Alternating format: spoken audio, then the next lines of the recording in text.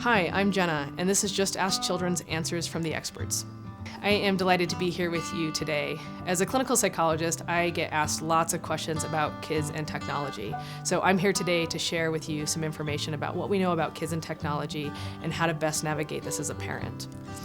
The goals for today are essentially to understand what is it that we actually know about kids and technology, what are the risks and what are the benefits of this, and then just how do we support our kids using technology.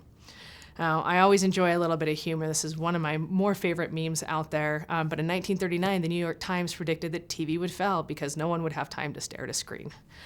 Boy, were they wrong. So we know that today technology is a ubiquitous part of the lives of our kids as well as ourselves. And our kids are actually known as digital natives. Now, there's different dates as to when it marks who is a digital native, but in general, anybody who is born from 1997 on are considered digital natives. These are children who have grown up with technology in their hands from the very start. The internet has been something that has always existed. And for many of you who are watching this, you probably had a time where maybe the internet wasn't part of your life that you can remember. But technology, more and more for our children, is just a part of their life from the very start. Now, what that means is in our society currently today, we have what are known as digital natives and digital immigrants. And these two groups of people see the world differently. Digital natives, they don't like things in a linear fashion. They want bite-sized information. They're going to scan an article. They want infographics. Where digital immigrants, they're more used to comprehensive information. They might want things from start to finish. Now, in general, you might fall somewhere on this continuum. It's not just like one camp or another. Some of us grew up with more technology than others, but we all have a bunch of firsts. So thinking about when did you get your first cell phone? When did you get your first smartphone? When did you get your first email account? So, for me, I didn't have my first cell phone until I was in college. I didn't have my first smartphone until I was kind of into my first job. But these, again, are things that happen for kids these days. I have a nephew who's 3 years old, and I've got this watch on my arm right here. It's a digital watch. And he started pressing it, and he said, "Your watch is broken," because he had never seen a watch before that didn't have a screen on it. So again, just these differences and our divides. From the psychological literature, a lot of what we know or the guidelines that we have created about screen time and technology use is based on what we know about how humans develop. Now, kids from a very early age are going through a tremendous amount of brain growth. We call this neural proliferation. So when kids are born, they have tons of neurons and they have tons of different connections that they're making.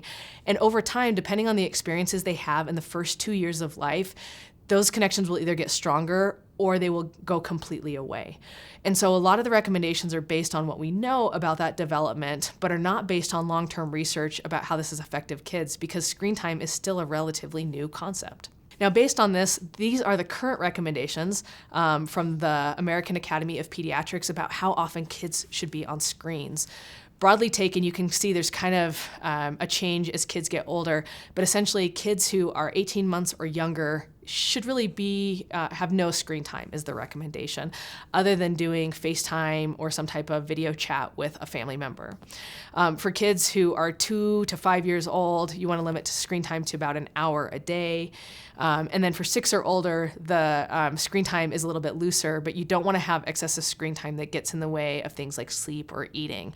So I'm sure all of you, if you're a parent, so I'm a parent, I have a two-year-old and a 4-year-old, you're looking at this and you're like, my kids are on the screen so much more than this. Well, if you are typical family member in the United States with kids, then you are not alone. So one of the things you can see on this graph is that prior to COVID-19, families were maybe doing a little bit better in terms of hitting some of those recommended screen time guidelines, but during the pandemic, it's completely gone out the window. And so if you were sitting there thinking like, oh my gosh, I can't believe like my kids are doing so much more screen time, that's actually pretty normal. And in fact, in the last probably year and a half, experts have really moved away from the idea of hours on screen time and instead going to different guidelines to determine how best to support your kids in technology use, which I'll give you some of today. So the most important thing is that it's not that screen time or technology is inherently harmful to kids. It's about what's not happening during screen time. So here we've got a great clip from Modern Family. There's probably everybody on this who's watching this has had this happen at some point where everybody's on a device. And the problem with technology is that it's taking away from really important activities. So when technology gets in the way, these are the 4 areas that we know that it impacts. Now, for those really young kids, we know that kids who are from 0 to 3 years of age, when they do have screen time that is more than that recommended amount, you start putting them at risk for problems with language development as well as motor development. Now, again, if I'm putting my 2-year-old in front of the screen for multiple hours a day, she's not interacting with that screen. She's not talking to that screen. And so they're missing a lot of that socialization process. Additionally, they're not walking around, they're not grabbing toys, they're not playing with those things. So it's not the screen that's the problem, it's just limiting the amount of time they're practicing those really important skills. As kids get older, too much screen time really impacts cognitive and physical aspects.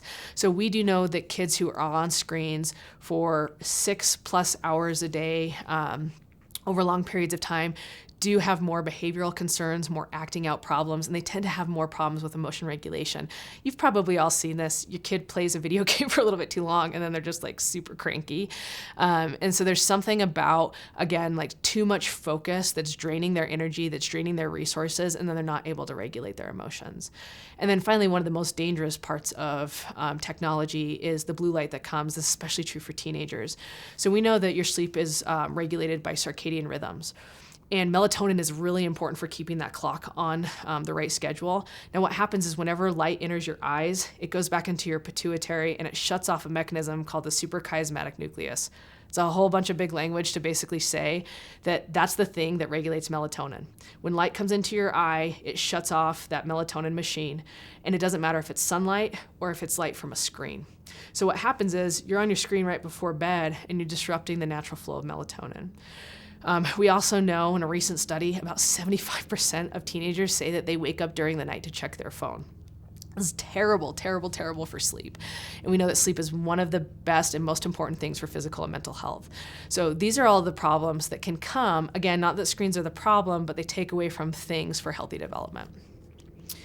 One of the other things that has happened in the last couple of years is we have more research on what is known as problematic internet use. This is not an official diagnosis, but this is something that we see commonly in many kids. And one of the things that happens with problematic internet use is you start seeing addictive behaviors that are similar to what you would see with substances. So it consists of 3 main factors. There's an obsession of constantly thinking like, I need to have access to my screens, to my social media. You start neglecting other aspects of your life. So your kid will stop doing maybe their homework.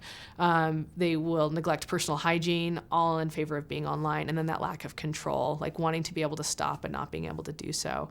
It's a small percentage of kids who actually deal with what we call PIU. In general, a lot of you will have kids who have maybe problematic patterns, but don't have kind of like this official addiction. However, if you do see this in your kid, getting help from a professional is incredibly important because we know that just like addiction is developed, when you're on screens, it releases dopamine in kids' brains and you can develop the same addictive patterns. So if you do see this, reach out to a mental health provider to get help. This is one of my favorite memes. I saw a little girl get your #1 sticker and she read it, you're #1. We're doomed. So kids and social media. Now, social media it's a mixed bag. There's positive and there's difficult that come with this. There's a great graphic here on the screen. I'll just let you all enjoy as I go through this. But one thing that's really interesting is computer-mediated communication. And so essentially, our kids have been able to grow up having many opportunities to do what we call asynchronous communication, which is somebody texts me or somebody IMs me. Well, I can sit and think about it for quite a while before I craft the message back that I want to them. Now, in some ways, we have shown that this actually is helpful to kids who have high levels of social anxiety in reducing their anxiety because they get a chance to think about it and don't feel so pressured. The other side of that sword is for some kids, this actually makes their anxiety worse because it makes them more fearful to interact in real life. And so computer-mediated communication can be helpful and it's a huge part of their life if it's getting in the way of them actually doing real-life synchronous communication. That's a huge red flag. Also, one of the problems with social media is it being used for connection or for comparison? So one of the things we know is that social media use is actually really helpful and healthy for kids if they're using it to connect with people in real life. So if I'm planning an event to meet up with my friends that weekend and we're talking about how excited we are about that, we go out and we do that thing and then we post pictures about it. That's a healthy use of social media, and we actually see that benefit kids' mental health. But if kids are using it to just compare themselves to others to avoid having in real life communications, then it tends to be not as healthy. If you take anything away from this piece of the presentation, there's two types of social media use. One is known as active use, and one is known as passive use. Active use is when I'm getting on and I'm creating content. So I'm making the TikTok video. I'm doing some of that creative component or interacting with somebody. The passive is when I just scrolled through TikTok for 4 hours of my life, just gawking at other people's video. So active has positive mental health benefits, and passive has really toxic mental health benefits. So it's not just that your kids are on social media, it's how are they interacting with it? Are they creating, or are they just passively taking things in? And then finally, this is a new one, social media disorder, but this is an uncontrollable need to be on social media at all times, a feeling of anxiety when you are not connected and not giving updates. And then most importantly, and I think this happens a lot for kids, you've seen it in my office as a psychologist over the last couple of years, kids feeling pretty devastated when they post something and they're hoping to have a certain number of likes. So the idea of that affirmation or who I am as a person needs to be validated through people liking my comments.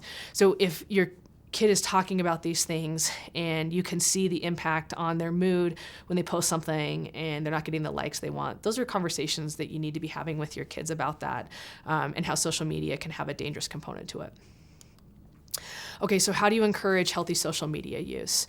Now, it's a part of our lives, but there are some important things you can do that can help your kids be better consumers of social media.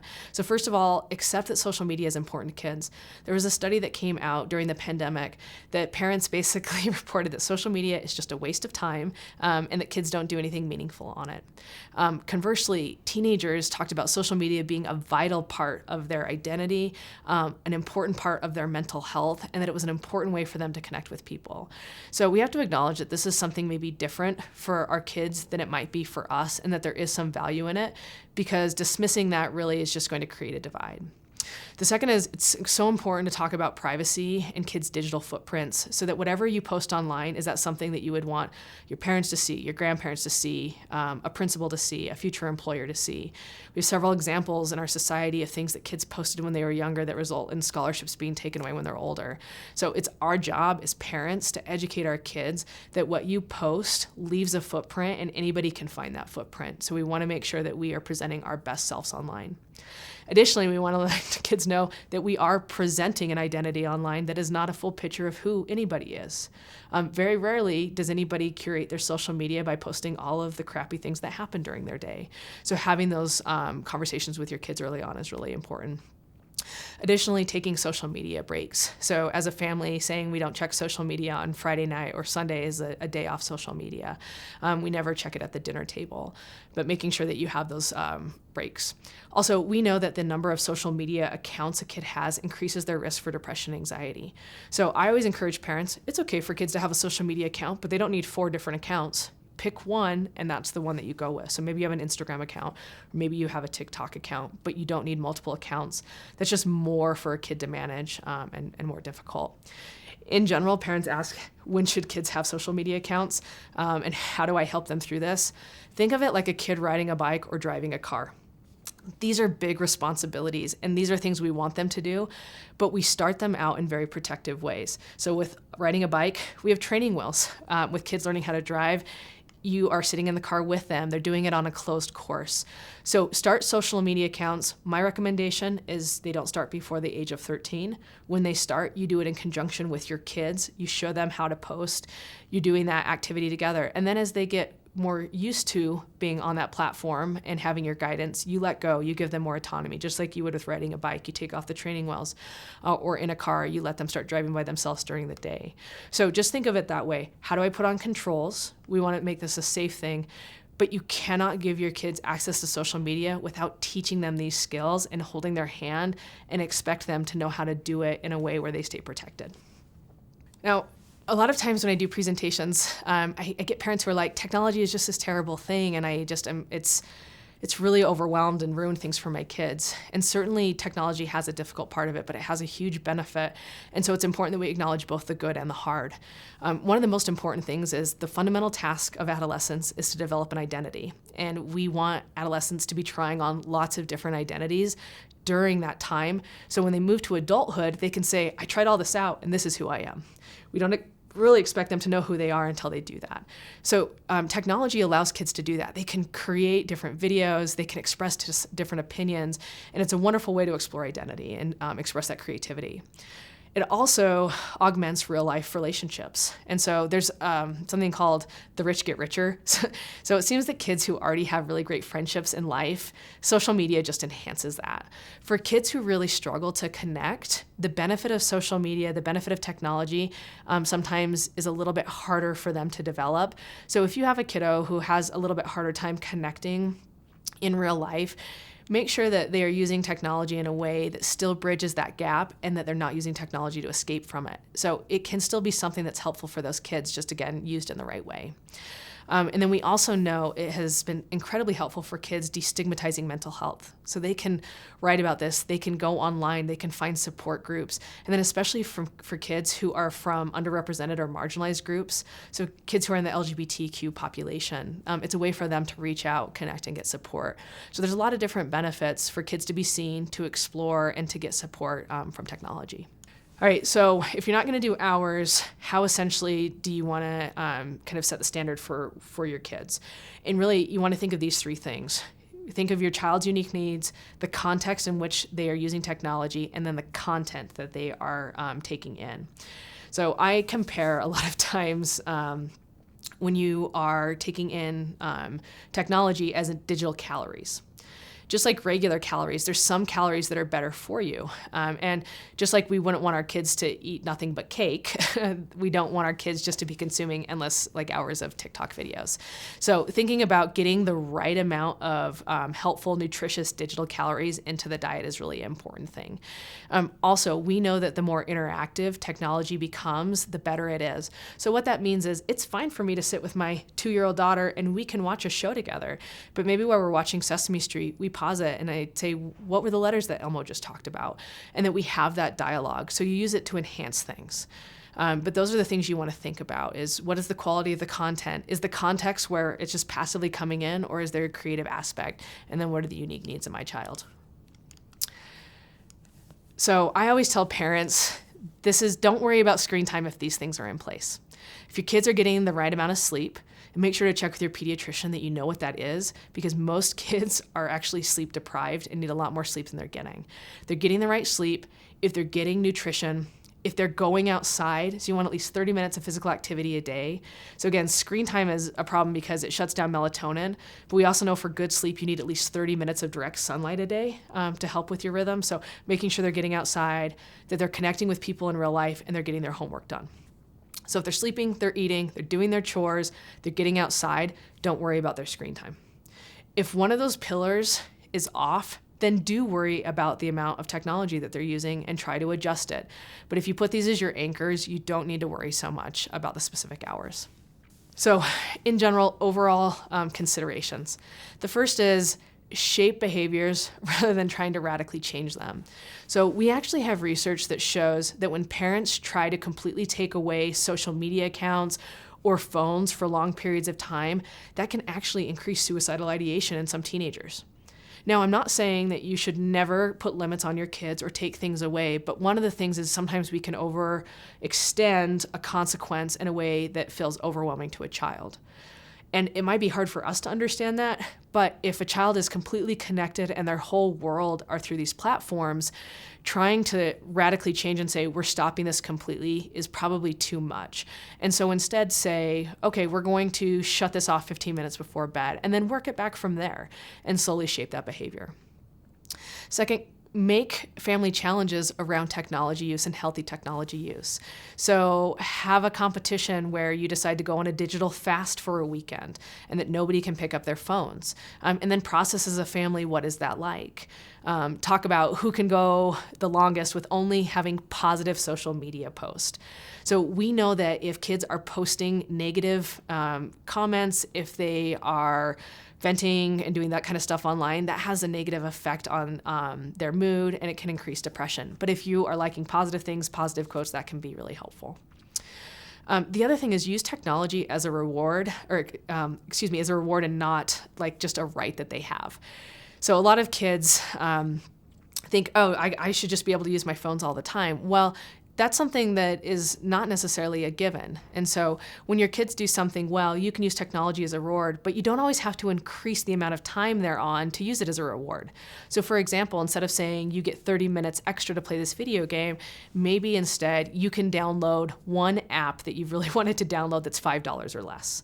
I will sit with you and I will play your favorite video game with you for 30 minutes that you have dedicated tonight. So be creative with using technology as a reward, because it's a very powerful reward, but you don't always have to just do more of it. Connect with your kids through technology. So my kids are too young to have phones, but I do this all the time when I visit my nieces and nephews when we're all together as a family and I see them constantly like on their phones. I'll just text them, I love you, I think you're great, and it always makes them giggle. And so there are fun ways that you can use technology to connect with your kids. And then finally, one of the things I most consistently hear as a psychologist with kids in my office is my parents want me to not use my phone so much, and they are on their phone all the time. Kids watch us. They know what we're doing. And so as much as we think, oh, I'm just going to quickly check this one email before dinner starts, or I'm going to just do this one thing, or I am scrolling on social media while we're watching TV, kids notice that. So make sure to put down the phone at dinner time. We have a rule in our family that it's one screen at a time. So you're not allowed to scroll on your phone and watch TV at the same time. You don't need that much screen time. And so what works for one family is not going to work for another. So figure out what works for yours, but abide by those things and set the example, because your kids are always watching. So as you leave today, think of just a couple of things of how do you create healthy consumers. Technology is a part of our life, so we want our kids to know how to use it in a way that's going to enhance their wellness instead of detract from it. And again, just keep those pillars in place to make sure technology is not taking away from the core. And if those are in place, technology will be there to enhance your kids' lives. Thank you.